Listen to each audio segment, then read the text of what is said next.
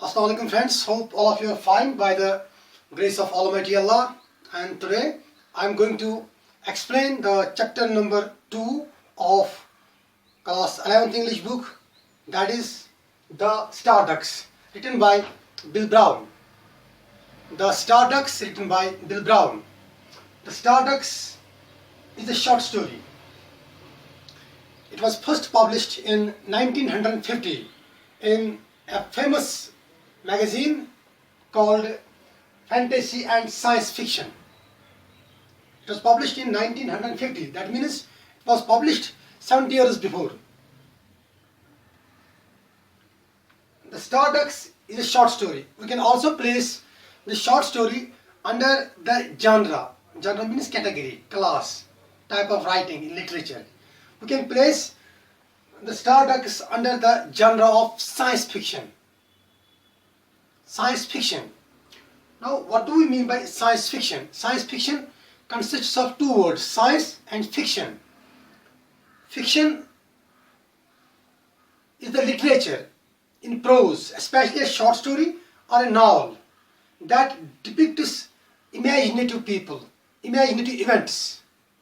We can say fiction is a writing that is imaginative, that is not true.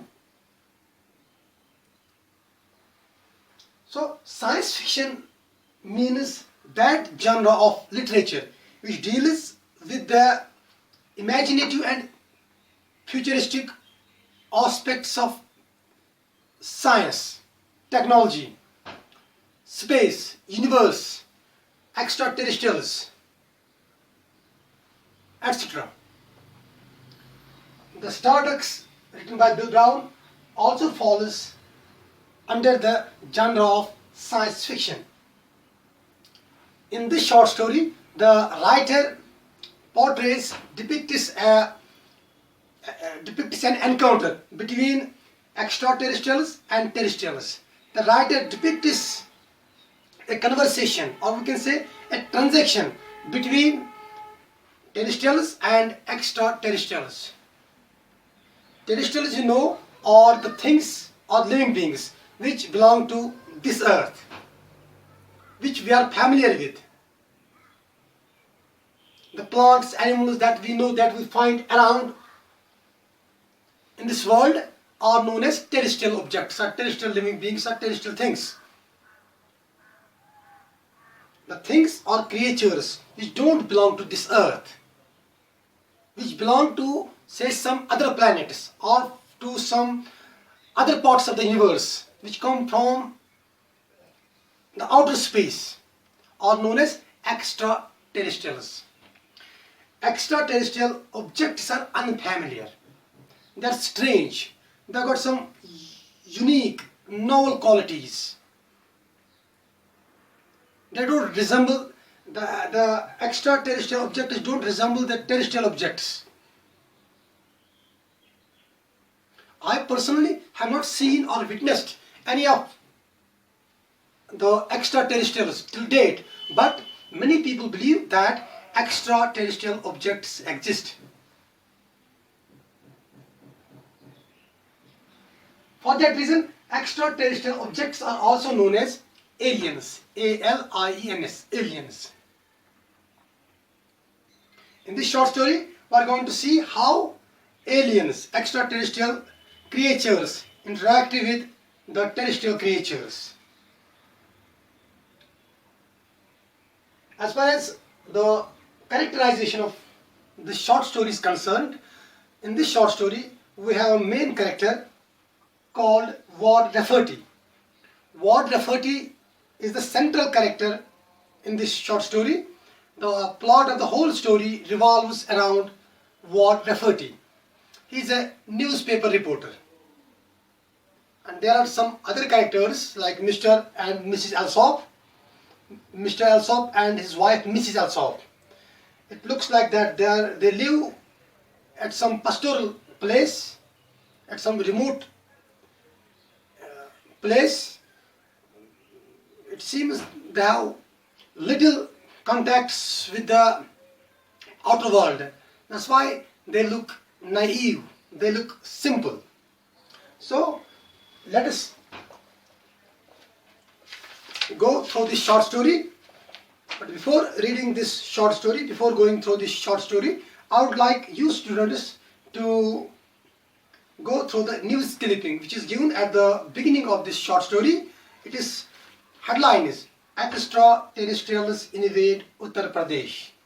You go through this news clipping and you try to understand this news clipping. By understanding this news clipping, you will have some idea about extraterrestrial objects. So let's begin.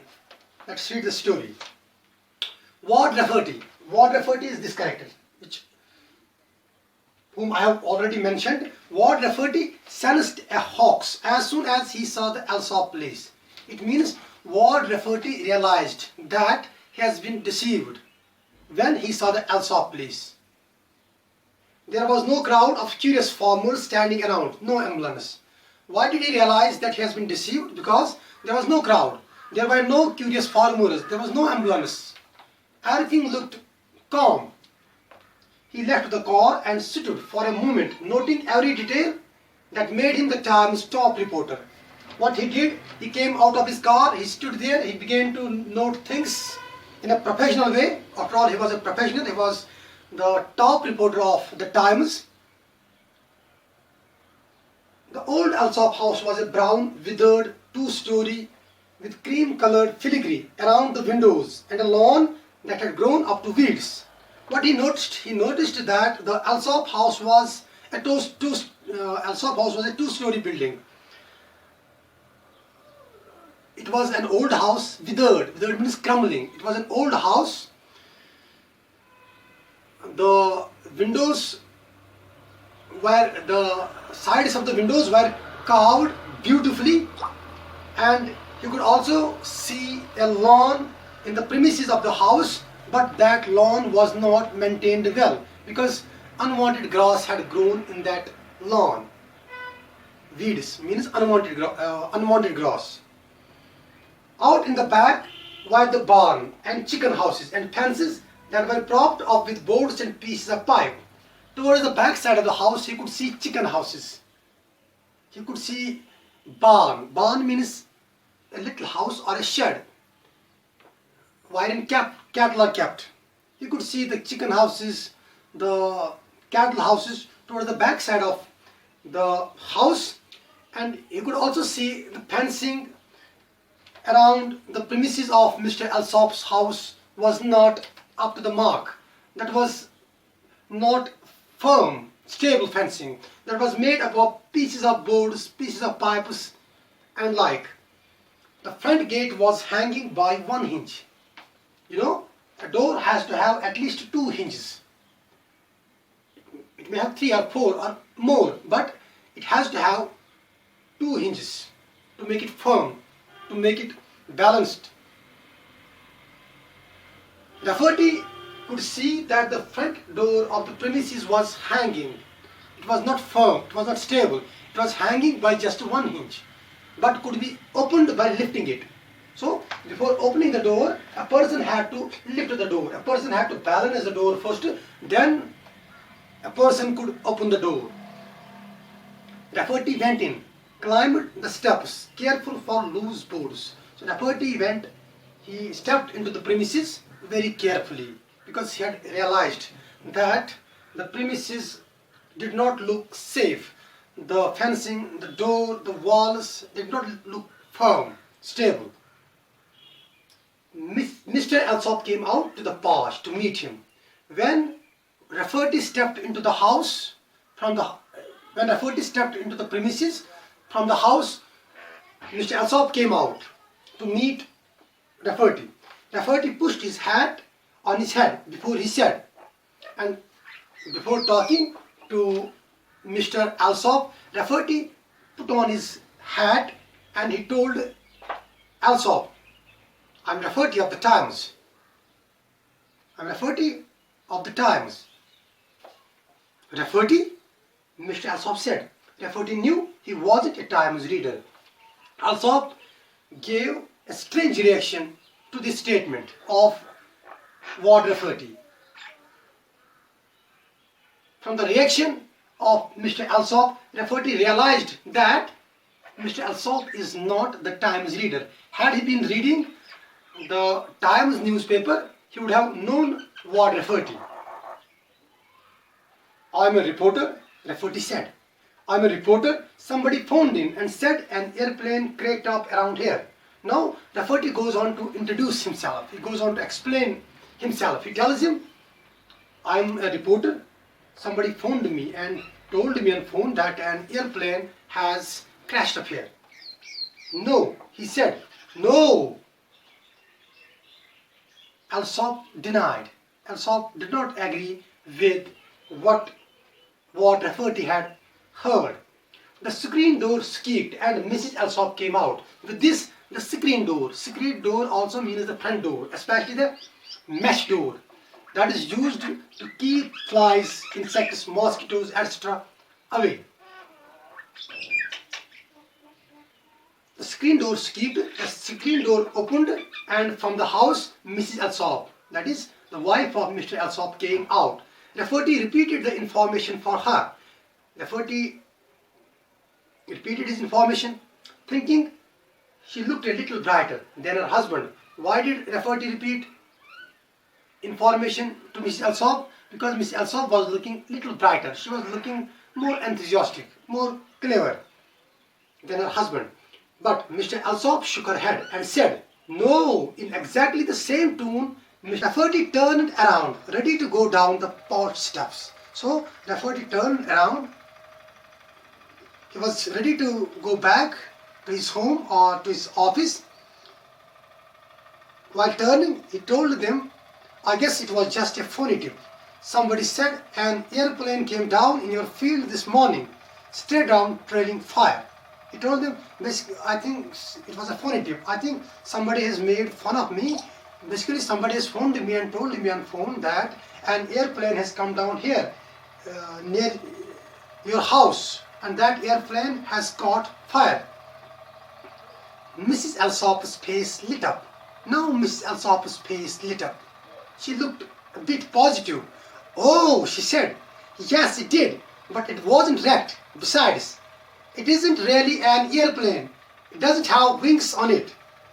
And Mrs. Alsop told Rafferty, yes, an airplane has come down, but that is not wrecked, that is not damaged, that has not caught fire.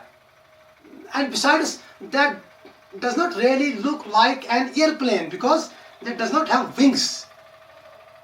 Rafferty stopped. Rafferty was going towards his car. He stopped. I beg your pardon, he said. An airplane came down and it did not have wings. You see, these are simple statements. Grammatically, these are not questions because these sentences don't begin with auxiliary verbs or WH words. But sometimes the tone of a person can make a simple sentence a question. When Rafferty tells Miss Alsop, I beg your pardon, an airplane came down, that means he wants to ask her, do you mean an airplane has come down and it did not have wings? And do you mean that the airplane does not have wings? Yes, Mrs. Alsop said, and Mrs. Alsop told him yes. It is out there in the barn. It belongs to some folks who bend iron with a hammer. Mrs. Alsop told Rafferty, yes, that machine, that sort of airplane is settled in the barn. If you wish, you can have a look at the machine. It belongs to some people who bend iron with a hammer. This statement is a strange statement. The reader does not get this statement. It belongs to some folks who bend iron with a hammer. But as we go through the story, I'm sure you will understand this sentence. This Rafferty thought begins to smell like a news again. So Rafferty once again realized that he may get a news here. You can go out to the barn and have a look. Take him out, Alfred, she added. So Mrs. Alsop told her husband, Alfred, you take Rafferty to the barn and show him that airplane. Come along, said Mr.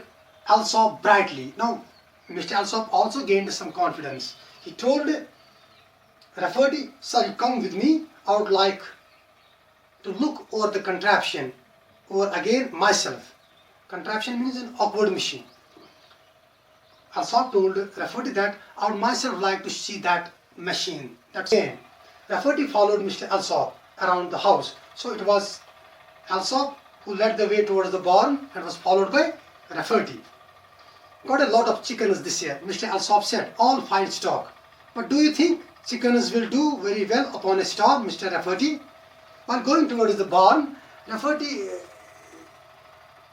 was being told by Alsop that they have got a fine stock, lot of chickens, lot of cattle. Alsop also asks a question to Rafferty while going towards the barn. He asks him, "Rafferty, do you think chickens can be reared upon a star?" Rafferty looked up at the sky. "Upon a what?" That means Rafferty did not listen to the question asked by Alsop.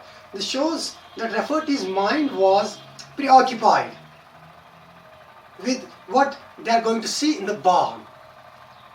As his mind was preoccupied with the phone call he had received in the morning. "I said upon a star," Mr. Alsop said. He had reached the barn door and was trying to show it open.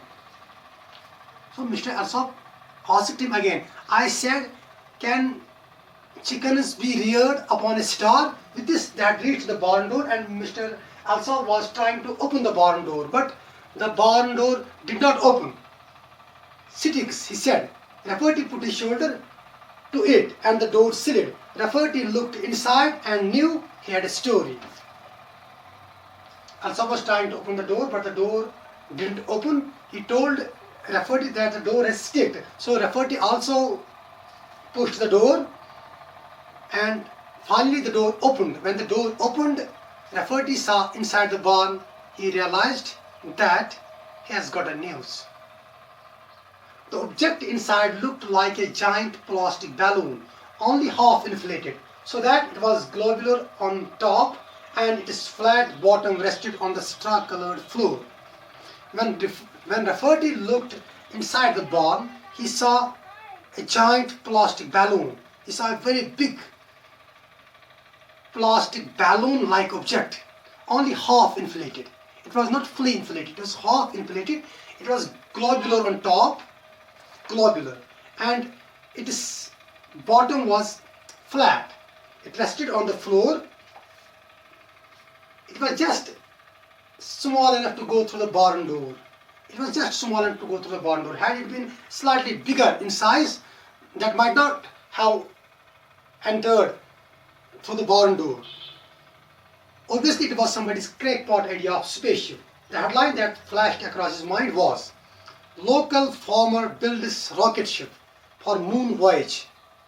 So Rafferty again realized that he has not been deceived. Basically, it is somebody's foolish idea. It is somebody's foolish idea that the machine is a spaceship. He was a professional, so a headline immediately flashed in his mind, came in his mind, and the headline was, "Local farmer builds rocket ship for moon voyage." Mr. Rafferty,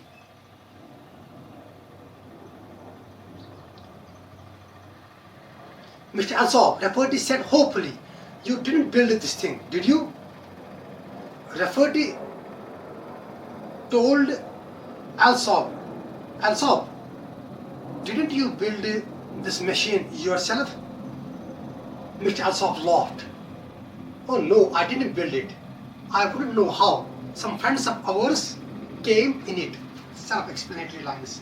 Rafferty had been circling the contraption, gradually drawing closer to it. He suddenly collided with something that he couldn't see. Rafferty was moving around the contraption. He was moving around that sort of airplane. He was trying to come closer to the airplane, to the machine, but he collided with something that he couldn't see. He was trying to come closer to the machine, but he couldn't, because something was in between, which he couldn't see. "Oh, I forgot to tell you, Mr. Rafferty. Mr. Alsop said, they got a gadget on it that won't let you get near. Some kind of a wall you can't see. That is to keep boys away from it. And when Alsop saw Rafferty trying to come close to the machine and colliding with something, Alsop told Rafferty, you can't go close to that machine because they've got a kind of wall around that machine that won't let you come closer to that machine. That is to keep the boys, the naughty boys, away from the machine. These friends of yours, Mr. Alsop, where are they now? Rafferty asks him, Mr. Alsop, where are those friends who have come in this machine? Oh, they are over at the house, Mr. Alsop said. You can see them if you want to, but I think you'll find it pretty hard to talk to them. And Mr. Alsop told him, they are in the house. But I don't think you can talk to them. It is very hard to talk to them. Let us go, Rafferty said, and led the way toward the house. And Rafferty told him, let's go. Let me see those fox, those friends of yours. This fox came here first time about 6 years ago. Alsop said, wanted some eggs. Thought maybe they could raise chickens up where they are. Took them 3 years to get home. Eggs spoiled. So the fox turned right around and came back. This time I fixed them up with a little brooder so they can raise chickens on the way home. He suddenly laughed. I can just see that little contraption way out there in the sky full of chickens.